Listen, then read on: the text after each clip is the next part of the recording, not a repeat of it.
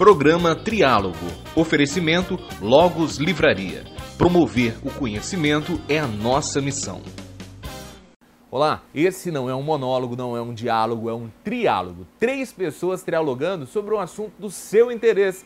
E o assunto de hoje é a intolerância religiosa. Muita gente é alvo de preconceito e até mesmo de agressão só por causa da orientação religiosa. Você já parou para pensar sobre isso? Não? Então não saia daí, porque o triálogo começa agora.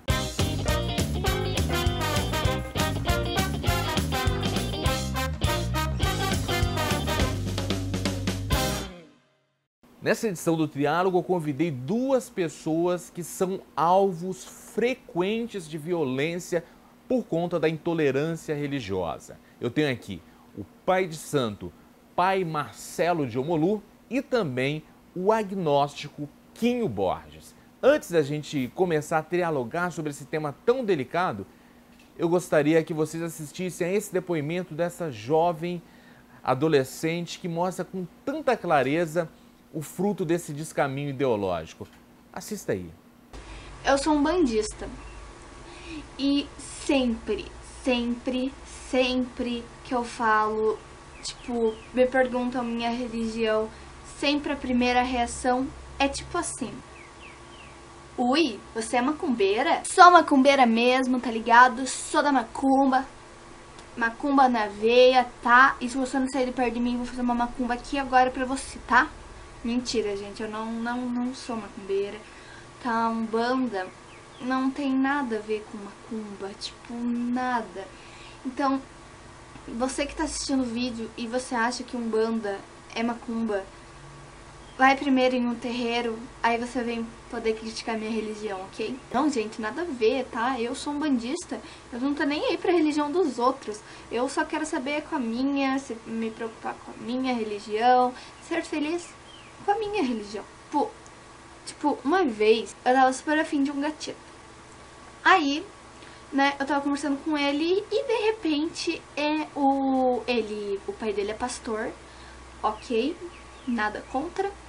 E ele perguntou assim pra mim, né, eu tava sentindo que ia rolar alguma coisa, né, mas ele perguntou assim pra mim: que religião você é? Eu sou um bandista. Aí a primeira reação foi aquela mesmo, perguntando se eu era macumbeira. E depois que eu tentei explicar, ele falou assim: ah, então tá bom, tá? Então qualquer coisa depois eu te ligo, ok? Beijo, tchau. E nunca mais falou comigo, nunca.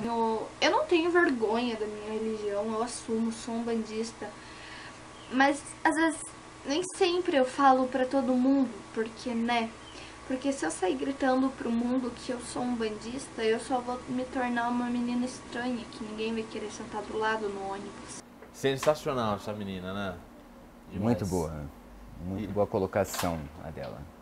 E bacana que ela foge do estereótipo, que a pessoa pensa, Umbanda, candomblé, pensa num negão, pensa na pessoa pobre, e ali tá uma menina, classe média, loira, adolescente, que justamente você não pensa na... Tem tudo isso, eu passei por tudo isso na verdade, é muito interessante as situações que eu já passei que parecem cômicas na verdade, mas assim, tem todo essa, desde a pigmentação de pele até a situação socioeconômica, na verdade, tem tudo isso realmente. Tem um estereótipo, as pessoas criam esse estereótipo. E como a gente, hoje no Triálogo, a gente fala sobre essa questão da intolerância religiosa, da perseguição religiosa, eu queria conhecer a história de vocês. Quinho, como que foi para você os primeiros sinais de que o seu público, os seus amigos, os seus irmãos, vamos colocar assim, começaram a te apedrejar? Fábio, é uma questão natural. A partir do momento que você toma a decisão de sair... Você era de qual igreja? Eu fui da Maranata durante 25 anos. 25 anos na Maranata? Meu pai se converteu, eu tinha 4 anos de idade. Então praticamente uma vida inteira dedicada dentro dessa igreja. E por que depois de 25 anos dedicado a uma igreja, você fala: não quero mais saber da igreja? Olha, com os anos você vai acumulando certas coisas, porque você é levado a acreditar dentro dessas igrejas que é a verdade absoluta, inquestionável, eles são os donos da verdade, é um lugar santo, ninguém peca, enfim. E que a verdade é única, né? A verdade é única. Aí de repente estoura um escândalo de desvio de dízimo de 25 milhões. Eu já estava meio decepcionado com outras coisas internas, que eu tive problema com lideranças de igreja. Eu sempre tive aquela, como é que eu vou dizer, aquela rebeldia, né? Rebeldia dentro de mim, querendo me orientar. Tem alguma coisa errada, tem alguma coisa errada. Eu sentindo aquilo e lutando. Você é levado a lutar contra isso. Você tem que jogar a favor da ideologia deles. Se você for contra, é demônio, você está com problema, você está fraco espiritualmente. Você ficou 25 anos na igreja, chegou os escândalos, Aí, optou por sair. Aquilo me deu aquele choque. Eu falei, peraí, é como se eu tivesse um transe hipnótico e eu acordei. Tem uma coisa errada. Aí eu decidi sair, procurar outra denominação, passei por 2 denominações, que foi uma igreja que saiu saiu da Maranata, que é a igreja de Cantares, e por fim passei pela igreja quadrangular. Fiquei 1 ano lá. E não se encontrou também em nenhuma Não dessas me encontrei, na verdade fortaleceu a minha decisão de sair. Porque não é só a Maranata, eu vi erros em outras denominações. Então isso me motivou também a cortar definitivamente os meus laços com religião. Não é só o cristianismo, qualquer religião. E a partir daí, desse momento que você corta o laço, como que as pessoas passam a se relacionar com você, esses antigos irmãos? Vou colocar de uma forma bem simples. Eu tô na rua, andando, na calçada. Se um ex-irmão meu de igreja me ver, ele simplesmente vai atravessar pro outro lado da rua. Com medo de você... Com medo de pegar um demônio, ou então de simplesmente não falar comigo. E é pessoas que eu conheço há 20 anos. Você já sofreu algum tipo de ameaça? Já sofri ameaça em box, por Facebook, já recebi ameaça por telefone privado. Que tipo de ameaça? Rapaz, é meio louco assim as ameaças, né? Porque eles não fazem ameaça em nome deles, é em nome de Deus. Que Deus vai te dar um câncer, que Deus vai mandar um carro e vai te atropelar. Porque você não... Porque eu não concordo mais com aquela ideologia. Na cabeça deles é um demônio, é um encosto e você tem que se afastar, que é tipo um câncer, é tipo um vírus. Ele fica isolado, é um leproso. Eu não posso entrar em contato com ele porque ele é um leproso, ele vai me contaminar. Isso é imputado na cabeça deles. Só por uma questão assim, de curiosidade. Você hoje trouxe o demônio ou deixou ele em casa? Porque o programa é um triálogo, sabe? Mais um aqui, a gente não puxou uma cadeira pra ele. Você vê que tá em pé aqui do meu lado, eu não tô vendo. De jeito nenhum. Não tá aqui não, né? Marcelo, me conta aqui você sofreu também episódios de intolerância religiosa. Bom, a princípio, por que eu sofri? Porque eu fui iniciado muito cedo. Cedo aqui, quando? Aos 13 anos de idade, na verdade, no candomblé, para o meu orixá, na verdade, e existe um preceito chamado quelê, que a gente cumpre. A gente usa um torso, na verdade, o ojá. Então, o ser humano não está muito acostumado a lidar com o diferente. Então, as pessoas te veem com a indumentária e você já passa a ser um alvo. Então, você já fica diferente da grande massa. Então, desde na Jerônimo Monteiro, eu não esqueço disso nunca, que eu fui apedrejado, na verdade. Apedrejado por quem? Literalmente, tem uma escadaria no final da Jerônimo Monteiro, perto do edifício A Gazeta, na verdade. Sim. Lá no final, tem até um São José, se eu não me engano. Eu estava passando e quando eu senti um pá. Só lembrando, São José, na verdade, é um supermercado. Que de repente a pessoa está falando que é um santo católico e tal. Não, é um supermercado. Enfim, resumindo, eu senti um pá e daqui a pouco realmente estava vendo uma chuva de pedra. Porque você estava paramentado, eu estava de preceito e é um resguardo que a gente guarda durante 3 meses após a iniciação, né? Então, na verdade, eu não tive um referencial familiar, eu sou o único na minha família que sou iniciado para orixá, no candomblé. Seus demais familiares do lar, pai, mãe, irmãos, eles são de que orientação religiosa? Na verdade, meu pai faleceu com 26 anos, né? Mas também não tinha ligação nenhuma, minha mãe nunca teve. E toda a minha família, por ser alemã, uns são de segmento luterano e outros de segmento evangélico protestante, na verdade. E isso me honra muito, porque eu não sou um reflexo, na verdade. Agora, existem inúmeras, não só de agressividade corpórea, na verdade, mas também a exclusão, digamos assim, aquela camuflagem, vamos dizer. O que seria uma exclusão camuflada? Ok. Marcelo, vamos na festa, mas você não diga que você é espírita. Você não toque em assunto... Não traga nenhum tipo de... Não use uma guia, ou uma guia que eu falo seria isso daqui, na verdade, para vocês que estão nos vendo, na verdade. Ou não use nada que ligue à religião, na verdade. Então, isso é também de certa forma, uma intolerância. Exato, uma forma de agredir também. Uma curiosidade aqui, você ficou na igreja, saiu da igreja, passou a ser alvo dessas perseguições. Em algum momento, esse tipo de perseguição fez você mudar a convicção? Falava assim, eu acho que eu estou no caminho errado e devo voltar.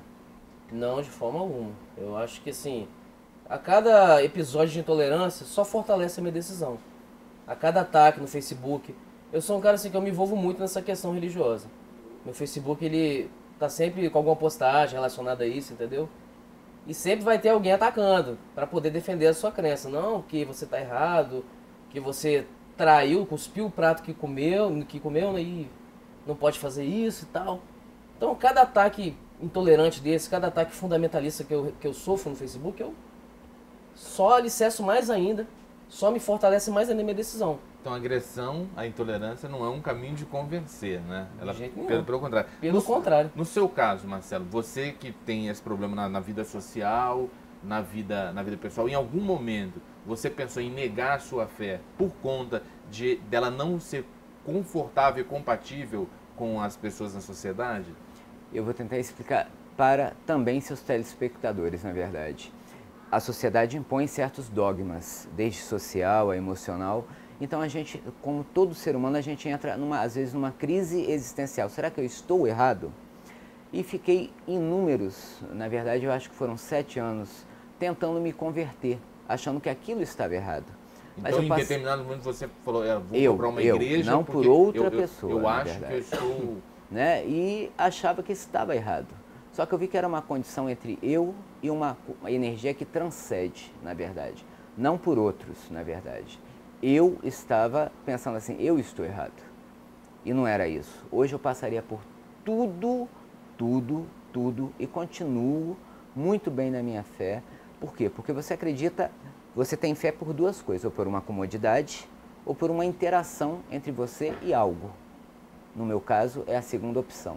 Eu passaria por tudo de novo e continuo muito bem na minha fé. Olha só, no próximo bloco eu vou apresentar aqui para os nossos dialogadores o seguinte, as perguntas que o público fez. E eu já vou adiantando para você que está aí, as perguntas foram pesadas.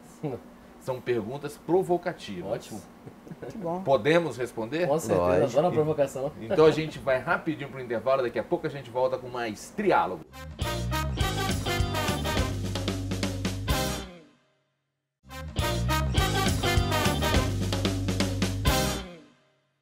Estamos de volta com o Triálogo, que hoje está trialogando sobre intolerância religiosa, sobre a perseguição religiosa. E para falar sobre esse tema, eu tenho aqui dois legítimos representantes do alvo dessa agressão, do alvo dessa intolerância. Nós temos aqui o agnóstico Quinho Borges e temos também o pai Marcelo de Omolu.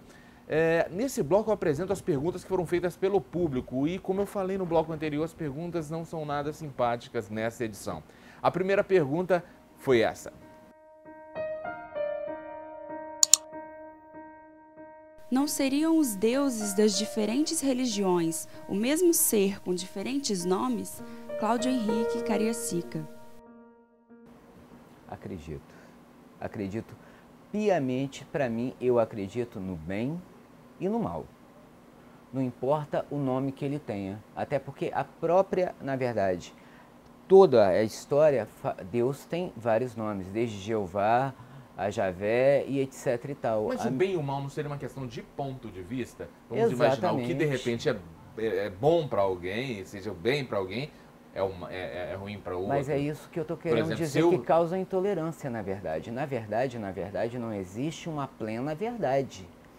A minha verdade, e aí entra o fascismo. O que não é igual a mim está errado. Isso se chama fascismo, na verdade. Você acredita em deuses?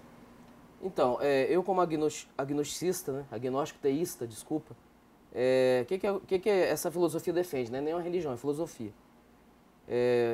Nós acreditamos na possibilidade de existir uma divindade.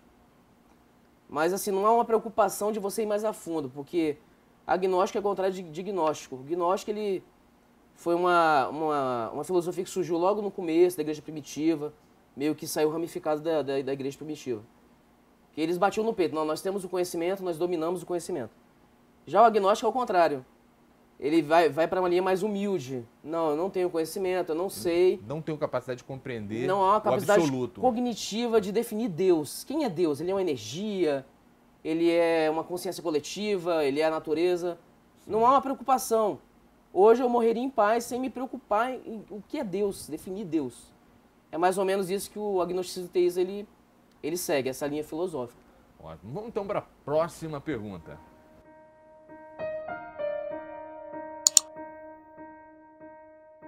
O preconceito religioso está mais ligado à ideologia ou a uma concorrência de mercado? Penha Frace, Vitória. Eu acredito que é concorrência, na minha opinião. Eu acredito que as situações se completam, na verdade. Existe uma conveniência, existe toda uma situação social, socioeconômica, na verdade. Como você percebe essa concorrência entre os grupos religiosos? Olha, é muito... Concorrência de mercado. Sim, é muito interessante como que a coisa desembolou. Nós tivemos o catolicismo, que foi a primeira igreja cristã, tivemos o protestantismo, e do protestantismo vieram dezenas de centenas de ramificações. Dentro delas, a mais fundamentalista é o pentecostalismo e o neopentecostalismo. O neopentecostalismo, se você pegar um culto, assistir um culto neopentecostal, você vai ver gente fazendo, caindo no chão, entrando em transe. Existem cultos que usam atabaque. Existem cultos que os pastores usam as vestimentas idênticas à do candomblé. Então, na minha opinião, é uma concorrência. Eles querem, tipo assim, colocar o selo gospel. É santificar a coisa. Não, o nosso é o certo. Nós podemos fazer isso porque é o Espírito Santo, né? Não é uma entidade, não é um orixá, e eles estão errados. Então, é uma concorrência. Eles querem puxar para o lado deles e jogar o candomblé de escanteio, jogar um bando de escanteio. É essa que é a concorrência que rola. Sim, entre os dentro grupos. da religião. Então não seria só ideologia, né? Vamos para a próxima pergunta.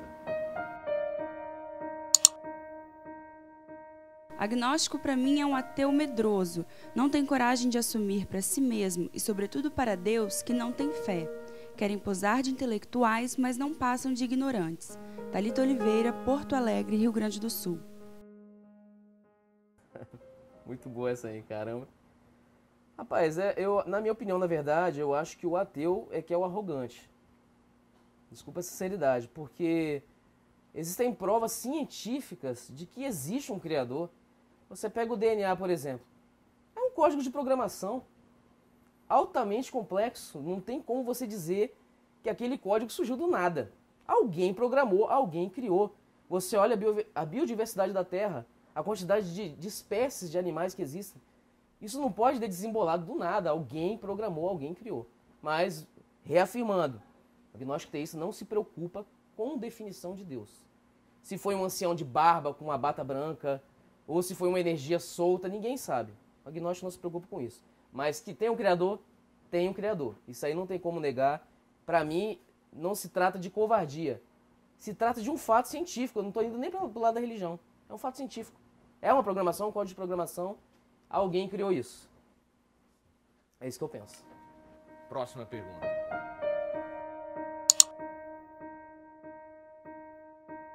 Quais outras fragilidades explicariam a desqualificação da diversidade religiosa, além da própria fragilidade do posicionamento do fascista religioso? Ricardo Bodar, Vitória. Ok, vamos lá. Existem inúmeras situações que uma vai puxando a outra, na verdade. Não é uma só situação. Exemplo, o medo da exclusão, o medo de preencher um currículo. Dependendo do que eu colocar no currículo, eu posso estar incluso ou excluso. Isso eu chamo de uma exclusão, uma intolerância camuflada, né? Hoje nós vivemos uma situação que todo mundo acha tudo muito bonitinho, nós vivemos uma outra era e não é bem assim. Continua a mesma coisa numa outra roupagem, sim, na verdade. É um preconceito mais velado. Exatamente, é uma coisa mais nivelada, mas só que ainda existe sim a intolerância e principalmente no que diz respeito a mercado de trabalho, a situações. Eu fui muito feliz, fui muito sortudo em muitas situações. Inclusive afetivo, no campo afetivo, né? Se você chega, eu imagino que os dois devem ver Já esse me problema. aconteceu. Você chegar e falar bem assim, eu sou um pai de santo, a pessoa, ai meu Deus, Sim, e agora, não sim, sei o que, sim. vou incorporar alguma coisa. Você fala bem assim que você... Não, a partir do momento que eu assumi essa filosofia, eu percebi isso. Criou uma barreira assim.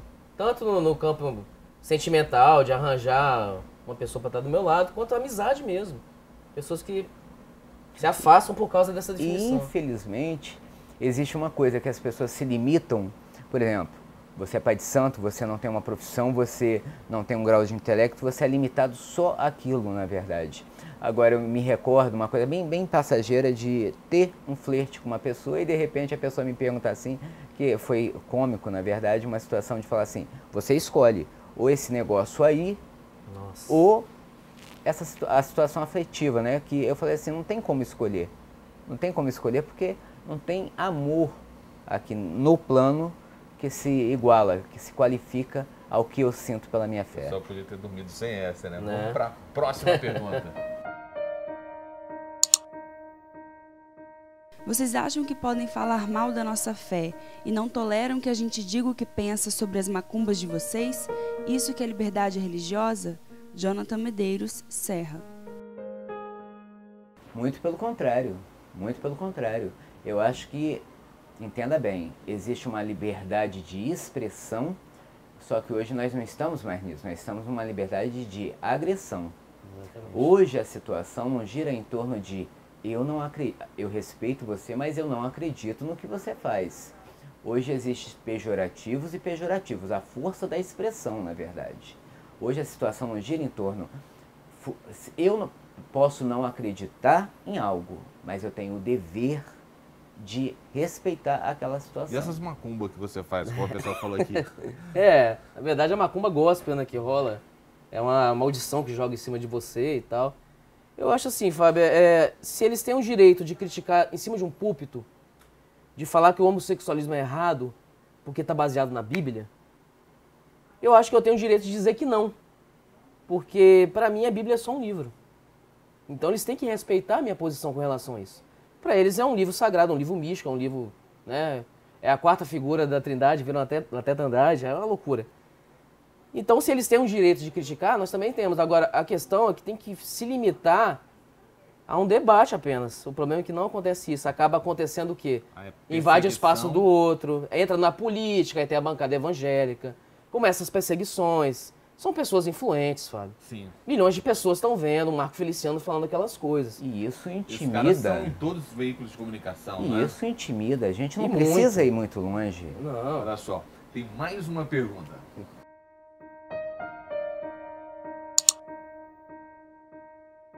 Se Deus ensinou o perdão, por que os religiosos perseguem tantos irmãos que caem em tentação?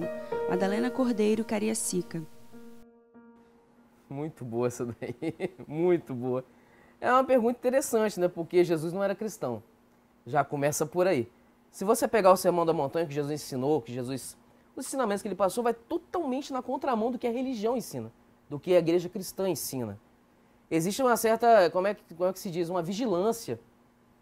É como se o pastor, o padre, tivesse que te vigiar. Não, você não pode fazer isso, você não pode fazer aquilo. Jesus não ensinou nada disso. Eu acredito também que quando a pessoa tropeça, é o momento de você dar a mão e Exatamente, trazer a pessoa pra cima. é o Parece que amor. as pessoas são empurradas mais para baixo. Né? Cadê o amor ao próximo que Jesus pediu? Amai-vos uns aos outros como eu vos amei. Isso é lindo, é maravilhoso, mas na prática, dentro da igreja, isso não acontece. O que acontece é exatamente o contrário. Se você pecou, né, pecou dentro dos termos que eles acreditam, automaticamente você vai ser afastado. O nome que é dado na Maranata quando eu fui membro é banco. Você vai para o banco. E eu peguei banco várias vezes, porque eu questionava essas coisas. Eu já tinha aquela coisa de questionar. Então, assim, em vez de ajudar, eu fiz sexo antes do casamento. Para eles é um pecado inadmissível. Não pode fazer sexo antes do casamento. Entendeu? O que aconteceu? Me levaram para dentro de uma sala, que é o oráculo deles, chamado grupo de intercessão. E eu fui massacrado. Massacrado. Eu só não fui chamado de bonito. Que você é um moleque. Seria complicado. Seria uma mentira. Você é um moleque, você não devia ter feito isso, que não sei o quê. Eu saí de lá arrasado, parecia que eu tinha sido... Eu fui apedrejado ali, entendeu? Foi uma coisa de louco. Não como você, né? Você foi literalmente apedrejado. Mas eu fui intelectualmente ali, foi um assédio moral, foi um assédio terrível, aquilo ali me perseguiu durante muito tempo. Então, assim, é totalmente contramão. O que Jesus ensinou veio pra cá e o que a religião ensina vem pra cá. É totalmente A gente diferente. estourou aqui o tempo do bloco, o assunto é um assunto rico, que dá muita possibilidade para conversa. A gente vai para um rápido intervalo, daqui a pouco a gente volta com agora os livros que eles vão indicar pra gente, né? Isso é muito importante. Então não saia daí que o Triálogo volta já.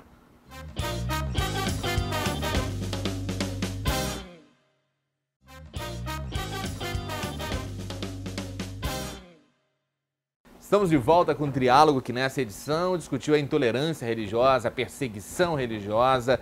E agora é o momento em que os nossos trialogadores oferecem para você uma indicação de leitura. Você que quer saber um pouquinho mais sobre esse tema, avançar a compreensão sobre o que está sendo falado aqui hoje, eu vou pedir que o Marcelo indique um livro. A única indicação que eu teria, na verdade, é que a disciplina História Mundial, História Geral, fosse realmente completa, que as pessoas estudassem história para saber o que elas professam, na verdade, porque tudo tem um porquê, tudo tem uma origem, é oriundo de alguma coisa e não precisa ir longe. História do Brasil, história mundial, já explica muita coisa que vai esclarecer, vai ser bem elucidador a todos os telespectadores. Marcelo, muito obrigado pela sua presença. Eu que agradeço a participação, um abraço a todos os ouvintes e sucesso a todos, na verdade, é o que eu desejo. Axé. Axé. Quinho Borges, o que você pode oferecer para a pessoa que está nos assistindo, que gostou da conversa, que gostou do seu ponto de vista e quer compreender esse tal de agnosticismo? Faz um livro interessante, ele não é exatamente agnóstico, mas é um livro muito interessante. Eram os Deuses Astronautas, do escritor Erik von Däniken, desculpa a pronúncia que é sueca, eu não sei se é assim que pronuncia. Que ele teorizou que possivelmente no passado nós possivelmente fomos visitados por seres de outros planetas. Então aí já tira um pouco aquela coisa da sua visão religiosa e expande a sua visão para uma coisa maior. Que existem algumas provas que eles fundamentaram essa teoria de que, de repente, os deuses do passado foram confundidos por visitantes de outros planetas. Então é bem interessante, isso aí explica a questão da estrutura da civilização, da religião, até da tecnologia. Então foi um livro que inspirou documentários, inspirou filmes de ficção científica. É muito bom, eu super indico, vai abrir bastante a sua mente com relação a esse assunto. Quinho, obrigado. Eu que agradeço a oportunidade, professor. Pela oportunidade de trazer um ponto de vista diferenciado aqui. Eu agradeço a você que ficou com a gente até agora, que conversou, que participou dessa conversa virtualmente, a gente na tua casa. E a gente tentou aqui hoje, na verdade, muito mais do que levar uma certeza, é levar uma dúvida, sabe? Apresentar pontos de vista diferenciados. De repente é um ponto de vista que você não conhece e, como a gente falou no início, não necessariamente você precisa tomar esse ponto de vista como o seu.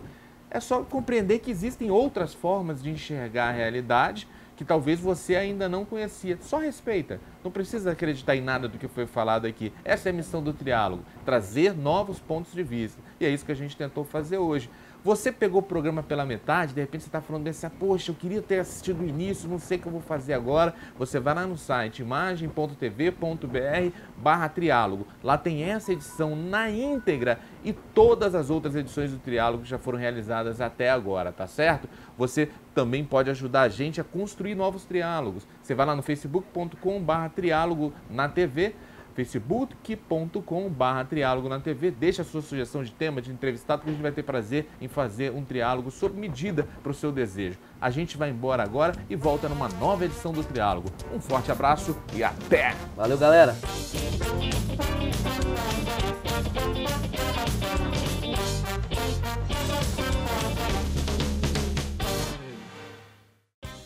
Programa Triálogo. Oferecimento Logos Livraria. Promover o conhecimento é a nossa missão.